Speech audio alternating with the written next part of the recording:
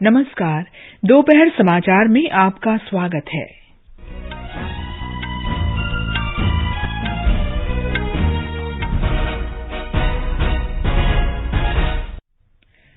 गुजरात विधानसभा चुनाव के पहले चरण के लिए सभी राजनीतिक दलों ने प्रचार तेज किया।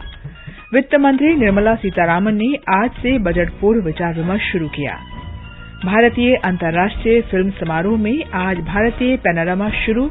सूचना एवं प्रसारण मंत्री अनुराग सिंह ठाकुर ने फिल्म बाजार का उद्घाटन किया।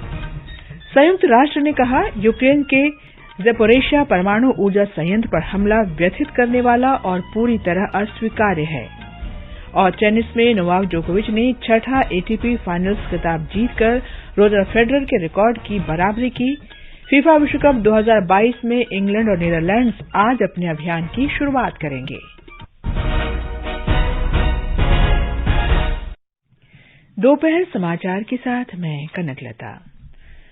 गुजरात विधानसभा चुनाव के पहले चरण के लिए सभी राजनीतिक दलों ने प्रचार तेज कर दिया है। भारतीय जनता पार्टी के वरिष्ठ नेता और प्रधानमंत्री नरेंद्र मोदी ने सौराष्ट्र क्षेत्र के सुरेंद्रनगर में रैली को संबोधित किया। ब्यौरा हमारे संवाददाता से। सौराष्ट्र क्षेत्र के सुरेंद्रनगर में एक जनसभा को संबोधित करने के बाद भाजपा नेता और प्रधानमंत्री नरेंद्र मोदी आज दक्षिण गुजरात के मतदाताओं तक पहुंचने के लिए जंबूसर और नवसारी में 2 और जनसभाओं को संबोधित करेंगे। वहीं अमित शाह ने आज देवभूमि द्वारका जिले के खंबालिया में जनसभा को संबोधित किया। वे आज सौराष्ट्र कच्छ क्षेत्र में 3 और जनसभाओं को संबोधित करेंगे। कांग्रेस नेता राहुल गांधी भी राज्य में पार्टी के प्रचार के लिए पहुंच गए हैं। श्री गांधी सूरत और राजकोट में 2 रैलियों को संबोधित करेंगे। इस बीच आम आदमी पार्टी के स्टार प्रचारक अरविंद केजरीवाल और भगवंत मान आज शाम सौराष्ट्र दक्षिण गुजरात में विभिन्न स्थानों पर रोड शो करेंगे। अपर्णा खूंट के साथ संजीव शर्मा, आकाशवाणी समाचार, अहमदाबाद। पहले चरण में सौराष्ट्र, कच्छ और दक्षिण गुजरात के 19 जिलों की 89 सीटों पर 1 दिसंबर को वोट डाले जाएंगे। कुल 788 उम्मीदवार मैदान में हैं। कांग्रेस और भाजपा की सीधी टक्कर के बीच इस बार आम आदमी पार्टी के होने से मुकाबला त्रिकोणीय बन गया है। भाजपा और कांग्रेस सभी 89 सीटों पर चुनाव लड़ रही है, जबकि आम आदमी पार्टी के 88 उम्मीदवार हैं। बहुजन समाज पार्टी के 5, भारतीय ट्राइबल पार्टी के 14 और समाजवादी पार्टी के 12 उम्मीदवार मैदान में हैं। पहले चरण में 35 महिलाओं सहित 339 निर्दलीय प्रत्याशी चुनाव लड़ रहे हैं। भाजपा ने कुल 9, कांग्रेस ने 6 और आम आदमी पार्टी ने 5 महिला उम्मीदवारों को मैदान में उतारा है। दूसरे चरण का मतदान 5 दिसंबर को कराया जाएगा। इसमें 1112 उम्मीदवारों के पर्चे वैध पाए गए। नाम वापस लेने का आज अंतिम दिन है। भारतीय प्रशासनिक सेवा के सेवानिवृत्त अधिकारी अरुण गोयल ने नए निर्वाचन आयुक्त के रूप में पदभार संभाल लिया है। राष्ट्रपति द्रौपदी मुर्मू ने उनकी नियुक्ति को मंजूरी दी। निर्वाचन आयोग में राजीव कुमार के मुख्य निर्वाचन आयुक्त का पदभार संभालने के बाद इस वर्ष मई से तीसरा निर्वाचन आयुक्त का पद खाली था। वित्त मंत्री निर्मला सीतारामन ने आज नई दिल्ली में वर्ष 2023-24 के केंद्रीय बजट की तैयारियों के सिलसिले में विभिन्न हितधारकों से बजट पूर्व विचार विमर्श शुरू किया।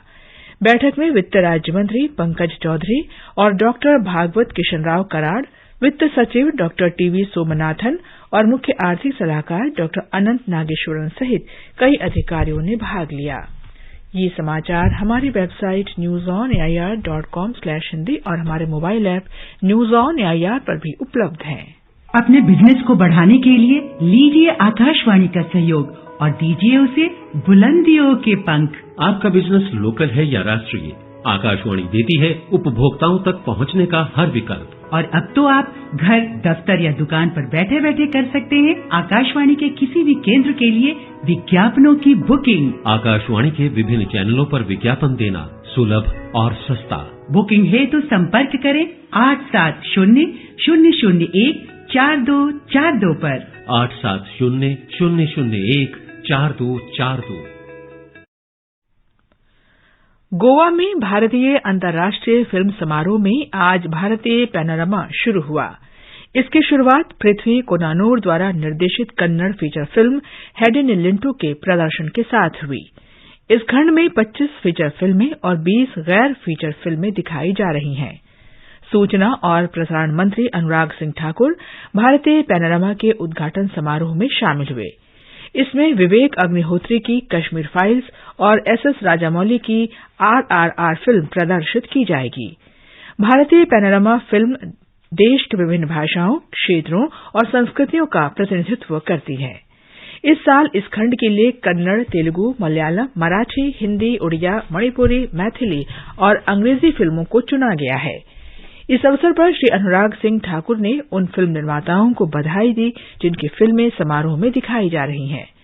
इस अवसर पर फीचर फिल्मों और गैर फीचर फिल्मों के जूरी सदस्यों और फिल्म हेडलिंटो के कलाकारों और दल के अन्य सदस्यों को सम्मानित किया गया।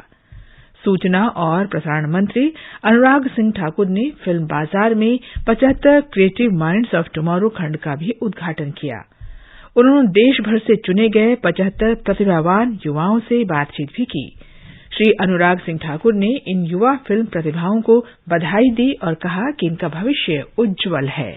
एक नई शुरुआत आपके जीवन की हो रही है। पंख लगाने का काम हमारे यहाँ पर जो मास्टर क्लास के अंतर्राष्ट्रीय और राष्ट्रीय स्तर के ऐसी वो हस्तियां हैं जिनसे शायद आपको इस उम्र में या इतनी जल्दी मिलने का अवसर भी ना मिले। एक वो प्लेटफॉर्म बना है जहाँ पर आपकी प्रतिभा को और निखारा जा सके, आपको नेटवर्किंग करने का अवसर मिल सके और आप फिल्म जगत की दुनिया में क्रिएटिव माइंड्स के रूप में आगे बढ़ सकें।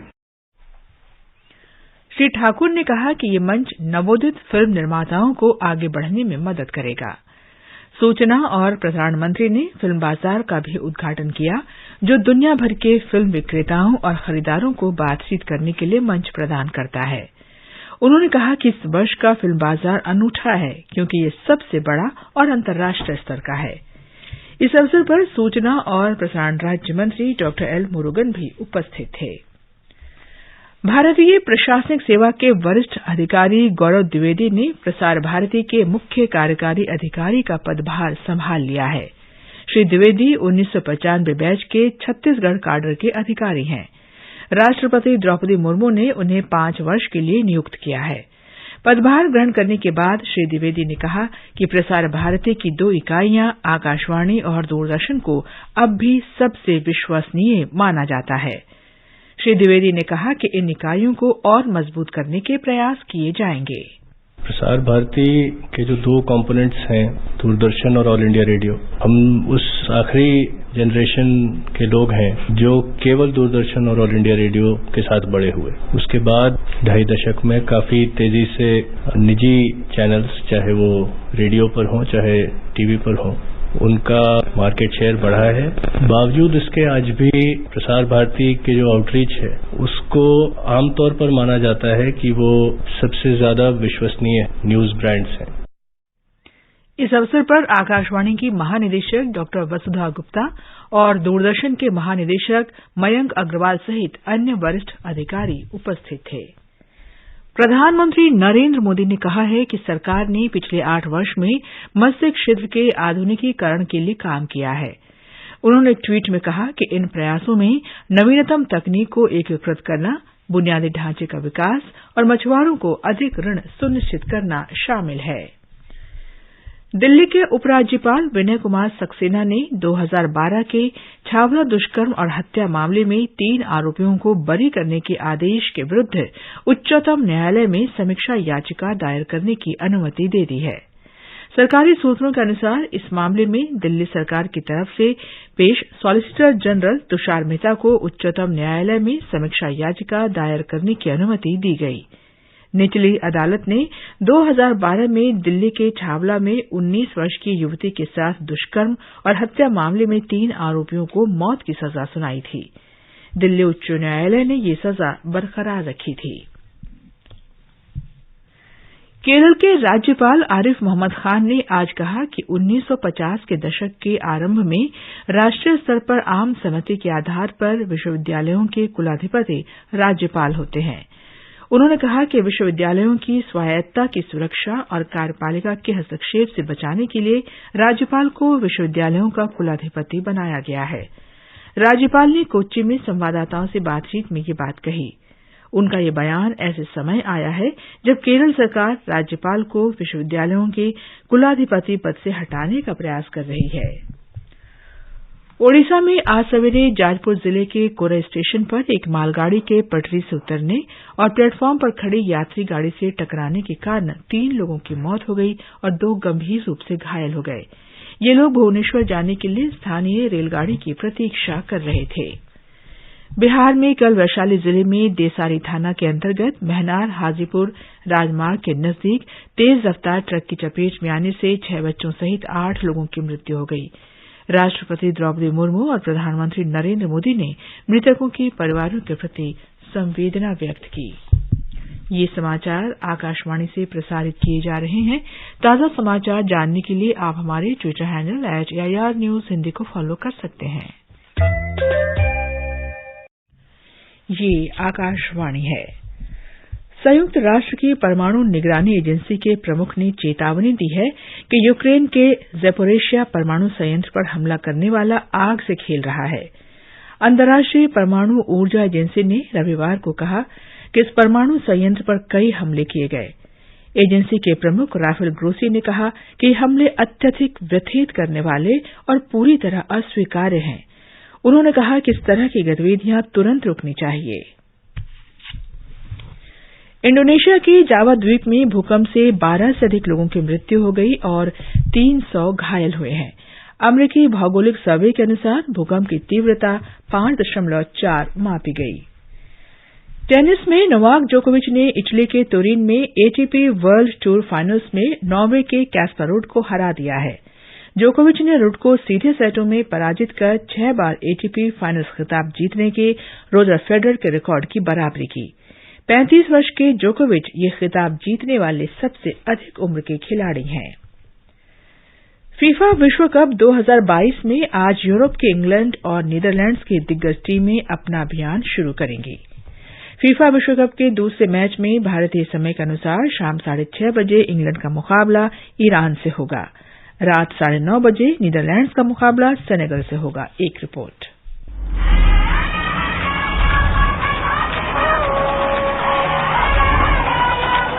लगातार 7वीं बार विश्व कप खेल रही इंग्लैंड की टीम ने केवल एक बार 1966 में खिताब जीता था। टीम प्रतिभावान खिलाड़ियों से सुसज्जित है, लेकिन नेशंस लीग में निराशाजनक प्रदर्शन कोच गैरेथ साउथगेट को परेशान कर रहा है। इसके बावजूद टीम का नॉकआउट में पहुंचना लगभग तय है। उसका मुकाबला ईरान से है, जो लगातार तीसरा विश्व कप खेल रहा है। 3 बार की फाइनलिस्ट नीदरलैंड्स और सेनेगल का मुकाबला रोचक रहने की उम्मीद है। 2002 में पहली बार विश्व कप खेलने उतरी सेनेगल की टीम ने फ्रांस को हराकर उलटफेर किया था। टीम नॉकआउट में पहुंचने के बाद चर्चा में रही थी। देर रात अमेरिका और वेल्स आमने सामने होंगे। वेल्स ने केवल एक बार 1958 में विश्व कप खेला है। वेल्स की टीम अगर अपनी क्षमता के अनुरूप प्रदर्शन कर पाती है तो नॉकआउट में पहुंच सकती है। अपना 11वां विश्व कप खेल रही मजबूत हौसलों वाली युवा अमेरिकी टीम ने हर बार अपने प्रदर्शन से सबको चौंकाया है। हिमांशु कांडपाल, आकाशवाणी समाचार, दिल्ली। प्रधानमंत्री नरेंद्र मोदी कल वर्चुअल माध्यम से लगभग 71,000 नवनियुक्त लोगों को नियुक्ति पत्र वितरित करेंगे। प्रधानमंत्री इस अवसर पर इन कर्मियों को संबोधित भी करेंगे। नवनियुक्त कर्मियों को नियुक्ति पत्रों की प्रतियां देशभर के 45 स्थानों पर सौंपी जाएंगी। रोजगार सृजन को मुख्य प्राथमिकता देने की प्रधानमंत्री की प्रतिबद्धता पूरी करने की दिशा में ये रोजगार मेला महत्वपूर्ण कदम है। महीने भर तक चलने वाले काशी तमिल संगमम कार्यक्रम के तहत काशी आए तमिलनाडु के विद्यार्थियों का पहला जत्था आज प्रयागराज पहुंचा। संगमम अगले महीने की 16 तारीख तक चलेगा। मौसम विभाग ने कहा है कि बंगाल की खाड़ी के दक्षिण पश्चिम में बने कम हवा के दबाव के आज शाम तक उत्तर पश्चिम की तरफ बढ़ने का अनुमान है। मौसम विभाग ने बताया है कि इसके प्रभाव से उत्तरी तमिलनाडु, पुद्दुचेरी और आंध्र प्रदेश के दक्षिणी तट तथा पड़ोसी रायलसीमा क्षेत्र में अनेक स्थानों पर तेज वर्षा हो सकती है। अंत में मुख्य समाचार एक बार फिर। गुजरात विधानसभा चुनाव के पहले चरण के लिए सभी राजनीतिक दलों ने प्रचार तेज किया। वित्त मंत्री निर्मला सीतारामन ने आज से बजट पूर्व विचार विमर्श शुरू किया। भारतीय अंतर्राष्ट्रीय फिल्म समारोह में आज भारतीय पैनोरमा शुरू। सूचना एवं प्रसारण मंत्री अनुराग सिंह ठाकुर ने फिल्म बाजार का उद्घाटन किया। संयुक्त राष्ट्र ने कहा यूक्रेन के ज़ैपोरिज़िया परमाणु ऊर्जा संयंत्र पर हमला व्यथित करने वाला और पूरी तरह अस्वीकार्य है। और टेनिस में नोवाक जोकोविच ने 6ठा एटीपी फाइनल्स खिताब जीतकर रोजर फेडरर के रिकॉर्ड की बराबरी की। इसके साथ ही दोपहर समाचार का ये अंक समाप्त हुआ। नमस्कार।